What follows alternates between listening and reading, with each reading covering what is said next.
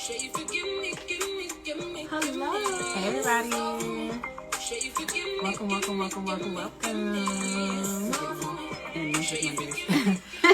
Welcome back to another week, another episode of Genius Indie Talks. My name is Danielle Mexico. Hello, and I am Aasha Redway. Yes. So you already know what it is, nothing but real style, real music, real people. So, yes. So we are super excited to basically just to have this interview. We're excited every Thursday they have our interviews and have these discussions. So, and yes, we do need our logo. We love it. Thank you for asking. So we basically are going to talk with Gbeke today. Yes. And I mean, just amazing vocals, everything. So I do see she's in the room. Yes, so she has a story to tell, honey. She has a story. Just to hear her voice, her songwriting, everything. So guys, we hope that you really tune in. Hello, welcome.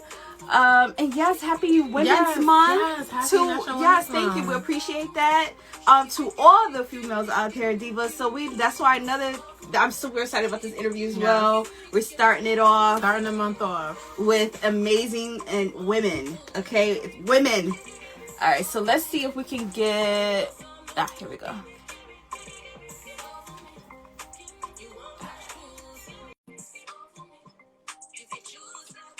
All right, so we just wait for it to get in the room here.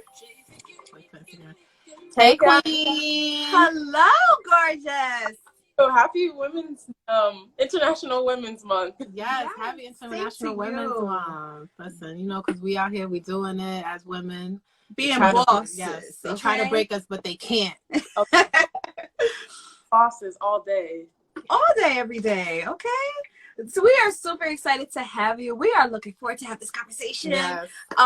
Guys, once again, welcome back up. For definitely sitting down, doing this interview with us. Amazing talent, amazing. I mean, just beyond amazing, beautiful, just everything.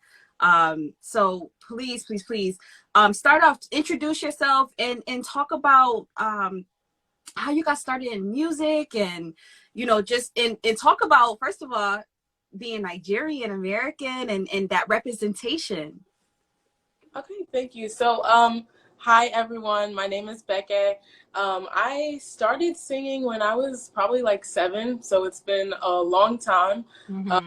What actually inspired me to get into music was this program I watched when I was younger. My family and I were watching something called Disco Ball, and basically it was just a bunch of artists doing tributes to oldies artists such as like Madonna, Michael Jackson, Casey and the Sunshine Band, etc. So it really just piqued my interest, and honestly, I've been running with that since. I've done talent shows, concerts. I've auditioned for live TV shows. I've just been really immersed in music since a young age. And even though I went to school for business, I've always stuck with it. I started releasing music back in 2017, and I've just kept going. It's funny that you mentioned being Nigerian American because it's really or rather, what's the word I'm looking for? It's uncommon for Nigerians to pursue music because in our culture, it's like you're either a doctor or a lawyer. Yeah, ask about that. Like, how'd your parents feel about that? Yes. It was kind of difficult growing up and telling my parents I wanted to do music. My dad always supportive from day one. He was like my biggest fan, but my mom was like, go to school and then go get that paper, girl. Yeah, my mama don't play. So I followed her wishes. I got my bachelor's and master's in business, and after that I said I'm done. So yeah, that's what I've been doing since. And since I've gotten my degrees, my parents have been super supportive, my family, my friends, everyone. So yeah, I'm just blessed to have the parents that I do. Because even like some people in my generation, like their parents wouldn't even support their endeavors to go into. Absolutely. And I think like now, like today, it's important for parents to like support their kids, because like this generation, I want to say, is like a creative generation. Like everybody's either doing something music related, dancing, or even just like when it comes to content creation. And parents, I think, especially like a lot of older generations, they don't realize that there's money to be made when it comes to content creation. Yeah. They just think like, oh, you're just gonna be a starving artist. Like, no, it's I play money. It's definitely, you're right. And I remember when I told my mom, I was like, I think I want to go into music. Like, I never sung or anything, but I was thinking about like the music business. And she's like, no, go be a doctor. Go do this. Be an attorney. And it's just like, all right, I went and started off in law, and then I transitioned.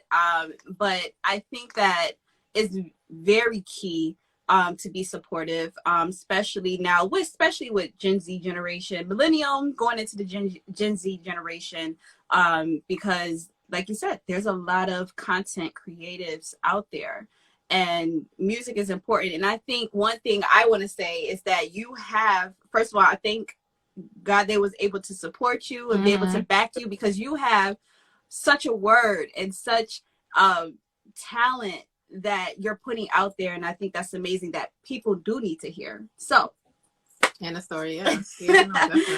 So definitely go ahead. So as far as like, I mean, I didn't want to dive right into it, but I wanted to kind of get into it. Like, I wanted to talk about like your EP, right? First of all, very powerful.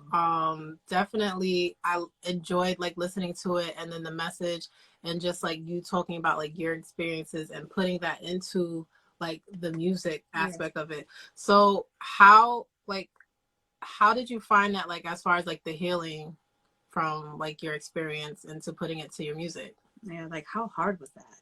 It was super tough. It's even still very tough to listen to. I'm the type of person, like, I don't know, like if you hear your voice and you just feel like you sound weird, that's how I feel about my music. All the time. It feels so weird listening to it, and especially because of like the context behind it, it makes it super hard to listen to. But like when I reflect on like my process of like creating that masterpiece and that work, it's very healing, because it shows me that like I've come from a place of like anger to like a place of hope, and like sharing hope with other people. I had the idea to make the EP like back in 2018, but I kept like just putting it off. It's hard being a musician sometimes, because I'll have like just so many creative thoughts, and I'm like, okay, I need to put this in a timeline. But like for that, I was like, I'll probably just wait a few years. But last July, one of my best friends had actually passed away. She was raped and murdered. And it was like a difficult time for me. I was outside of the country. Like I couldn't even like go to her wake or anything. So that's kind of like what gave me that push. And it was like, okay, I'm going to make this. Excuse me. Like a few days after she passed, I started writing. Like I had already written like some things, but they weren't like completed. But like after that, like within a week, I had all the songs written. I was like, this is what I'm gonna do. And then I started putting like the timeline together, and I was like, I have to release this. Like I have to talk about it, because if not me, then who? Like I feel like so many people have been through it, but a lot of people don't want to talk about it because it's uncomfortable. Yeah. But I feel like it shouldn't be a taboo in our society, especially because it happens so often. If more people were able to talk to it, then I feel like there would be more healing and more acceptance. Agree. No, definitely. And I have a piggyback question. Do you feel like the Me Too movement definitely has helped not only your personal experience, but also spark something else under you to say, yeah, I definitely have to get this out? Yeah, definitely. The whole Me Too movement has been super empowering. Unfortunately, just to hear like other women and men and just anybody come forward and share that, hey, I've been through this too. It sounds bad, but it's comforting in a sense. Right. It just makes you feel like you're not alone, and that's how I want people to feel when they listen to my music. I've written about like several different things, not just sexual assault, like depression, anxiety, etc. Yeah. I want people to understand that, hey, I get it. Like, I see where you're coming from. You're not alone. Yeah. Have you had like people that came out to you as far as like, oh my gosh, like this just like really like kind of like helped me or what I was going through? Yeah, I've gotten so many positive responses. I was super anxious to release it because a lot of people don't know my story. And on top of that, it's just not something that you are comfortable talking Yeah. about. But like after I released it, I got so many responses of, hey, I've been through this too. Like, thank you for sharing. Like, I can definitely attest to what you've been through. And like, thank you for sharing your story and encouraging and inspiring me to share mine as well. Yeah, no, definitely. We definitely Amazing. appreciate the story. We definitely appreciate it. And it gives, like I said, it was just a powerful message, and a real good like intake to kind of really step into your life, and just to really, you know, say, you know what, oh my God, you're strong, you know, to be able to A, put that out there, and B, to be able to just to say, you know, I'm going to take in everyone's story, and I'm going to be that representation and be that voice to Yes. really just put this out here. And I'm quite sure you definitely received a lot of good feedback in regards to it. And I just think that the writing, just that message just was so amazing. So we thank you for sharing that story. Yeah. One thing I just want to like say is like I liked how like when you started like with Seriously, it's just like, all right, you're saying one. Like, all right, I got raped, but then like the person has a rebuttal and they're like, all right, well, what did you do? Like, were you wearing this? Or the questions like, that people will say, like, you know, because hear those questions. And sorry to, you know, to detour a little bit, but, you know, you hear those questions that people ask, oh, well, why you didn't say anything, or what's going on? And, you know, it's like, did you not hear me? I just said I got raped. Like, and it's just like, you don't think about it. And I love that aspect of that, because it's just like, you know, it's like you're crying out to say, like, hear me, like, listen to what I'm saying. Yes, that is exactly what the point of that song was. Like, I wrote that with the intention to like shed light on the responses that like survivors rape and sexual assault experience. Like, it's not like, oh, I'm sorry to hear that. It's like, oh, well, what were you wearing? Were you drinking? Like, were you leading someone on? Like, it's always trying to really shift into the realm of victim blaming instead of like trying to help the victim and shame the predator, you know? Yeah, definitely. So once again, thank you so much for sharing that. And we love the EP, guys. Please, if you're in here, please make sure, check it out. Please, not only stream it, please go purchase it. Please support our indie artists, definitely. So the one thing about it, you created, you know, you have a few EPs and different singles. You created quite a few singles in 2020. So of course, you know, 2020 pandemic, you're still in it. And I know you said last year you were out of the country, correct? Yes. So that's a story. First of all, talk about you being out of the country, because I know at the same time you created the visual for Logo, which was amazing. Very, you know, you representing, you got the Afro beats going, pop, you're the Afro pop princess in this. Talk about your creation, and then also talk about, you know, your music career during the pandemic, or the start of 2020. Yeah. So last year did not go how anybody planned it to go. Girl, this year's still not going how we planned, but listen, we making it work. We making it work, okay? Yeah. So January last year, I had released "Hold You Tight" with the intention to go and promote it in Nigeria, like mid-March. I would be there for like maybe like 2-3 weeks. So I left mid-March. I did not get back till mid-July. I was like, no flights in, no flights out. But I was thankful to God, able to use that time to make more music and like shoot those 2 videos. So Hold You Tight, I shot the video first, but I didn't release it till after Logo was out. And then Logo, I didn't even actually plan on releasing another single while I was out there, but because I was there for so long, I was like, I can't just be sitting idly. So I recorded that, shot the video within like maybe like a month of recording it. And yeah, like honestly, spending those 4 months in Nigeria was a blessing. That's the longest I've ever been in Nigeria. And you can ask my parents, ask my sisters in the house, like in the whole house, I'm the one that loves Nigeria the most, even this time there. But yeah, I just grew my love for Nigeria grew a lot more. I was able to get more in tune with like my Afrobeat side, and just get more like exposure to the culture. So it was really great. Okay. How is it like when you're writing your songs? Like, what's your process? Like, how do you do like yourself in a room? Like, do you hear a beat first and you write to it, or? Yeah, so my process is usually like I'll listen to beats and then I'll try to vibe with them and then write from there. So sometimes I'll already have brainstormed like what I want to say in a song and then figure it out from there. But the best songs that I've ever written is like I hear a good catchy beat and then I write based on how I'm feeling. Like I'll listen to the beat to see like where does the chorus go, where does the first verse go, and I'll write like however many stanzas belong in each section of the song, and then I'll just write from there. And like I'm pretty new to the Afrobeat scene, so I actually was grateful for the help of the producer that I was working with. His name is Spells. He's worked with like Tiwa Savage, all of them. So yeah, he helped me a lot, like, because over there, Afrobeat is so much different from R&B, first and foremost. Yes. Yeah, it was a huge transitioning process. I'm still transitioning, but I feel like I'm growing. You can't tell. Yeah, you really you cannot tell at all. That was a shock.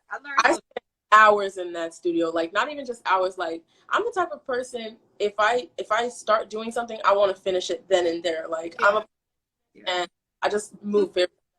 But with that, it was like I had to learn the virtue of patience because it took a few days just for like one song, you know. I wanted to make sure everything was perfect. Of course, the producer is not going to put out something with his name on it if it's not top tier. So I spent a lot of time on those singles. Amazing. What makes the perfect what makes the perfect Afrobeat song? The rhythm. I feel like people want to listen to Afrobeat because they want to like dance usually. Yes. Like, want to be happy. Yeah. It has like the perfect rhythm and you just like feel it and you want to dance, like you just want to turn up and have a good time.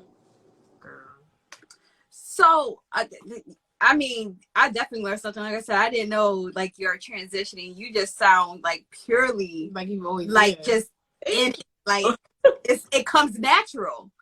My question to you is that what is the hardest part about songwriting and really tuning yourself into the music to get exactly what it is that you're looking for?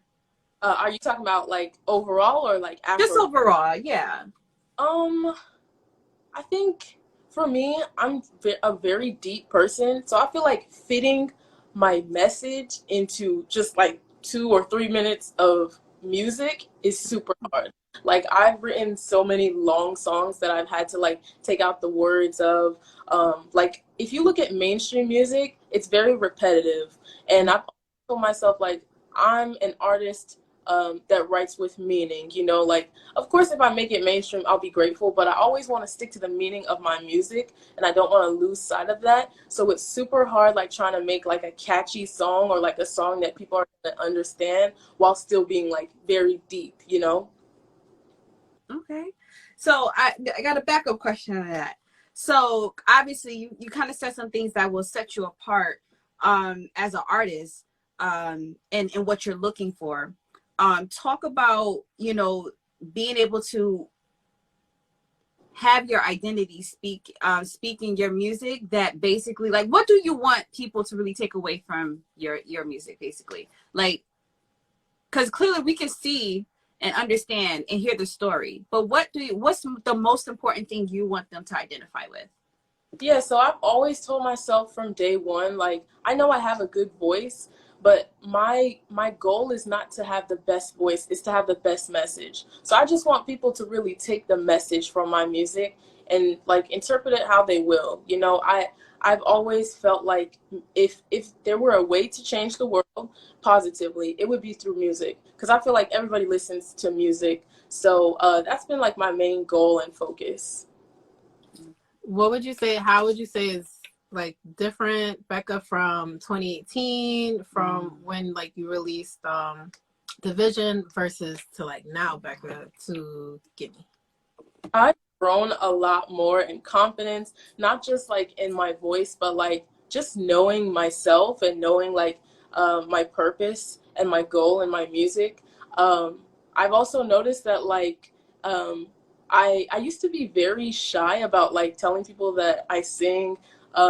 But I guess that goes hand in hand with the confidence. But now it's like, even at work, I'm very open about it. I'm like, I sing, I want to be famous. Like, Guys, this come to my shows. Listen, support. is me, this is my purpose. And also being more open and raw in my music. Cause like I mentioned, like I had the idea for the Rape EP back in 2018. I just didn't have the confidence to release it.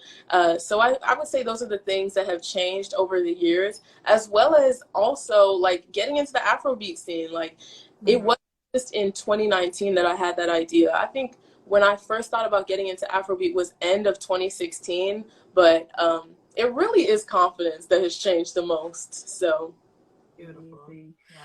So what would you tell other aspiring artists when it comes to just really being creative and really getting into your own lane of music? yeah, I would tell them, do not be your biggest critic. I think in Division, I have a single. It's called Worthy. It's probably like my favorite song I've ever written.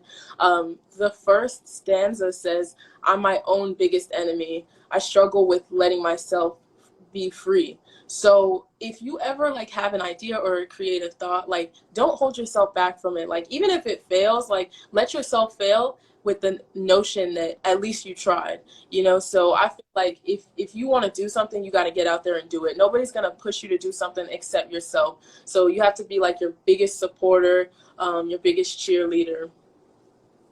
Listen, you gotta root yourself and be like, listen, you can do it. It'll be some days, it'll be hard, it'll be tough, but you just gotta keep it going. How would you say, like, what's like the hardest part about when it comes to like writing a song?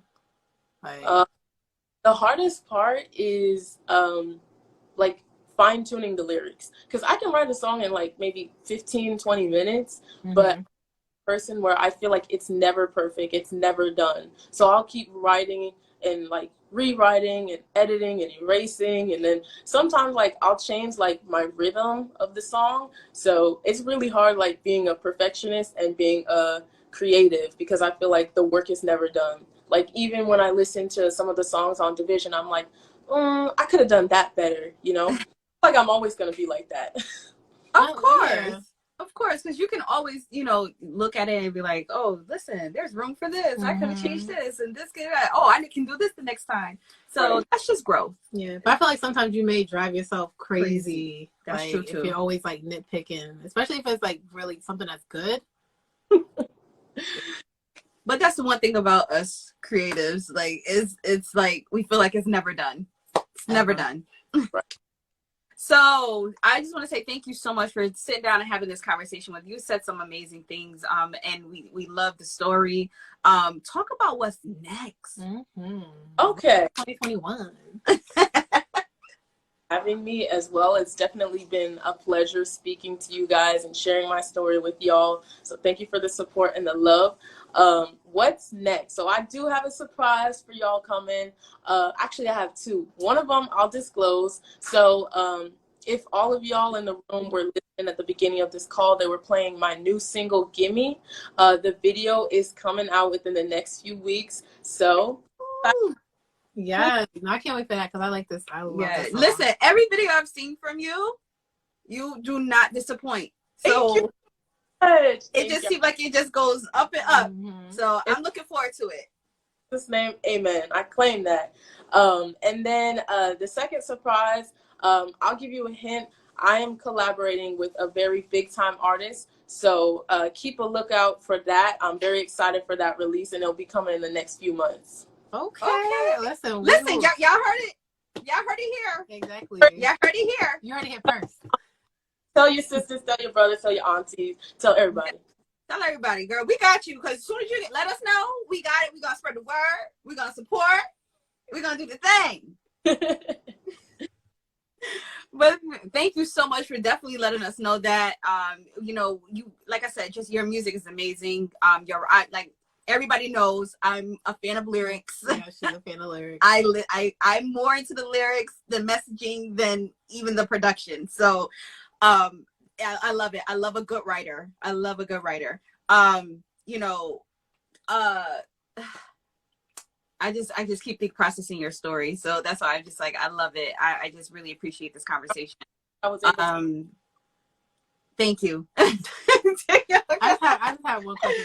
Like, I didn't want to be too hung up on the EP rate, but how, like, when you released it, how did your family feel about it? Like, did they listen to it? Yeah. Honestly, I don't think I've like talked to them in depth about it. The only person I was really like transparent with about like releasing it was my sister. Like, my little sister is probably my biggest cheerleader, so she was supportive every step of the way, like throughout the writing, recording, and releasing process. My family kind of, well, at least my mom, she was like, oh, well, why didn't you tell us that you were releasing this project, blah, blah, blah. But it was kind of like, I don't know, like, it just didn't feel comfortable, you know? Like, it's a very tough thing to talk about. And where, like, I don't like talking about my feelings. I just like singing about them, and letting people figure it out for themselves. Just hear it and take it off of that. Yeah.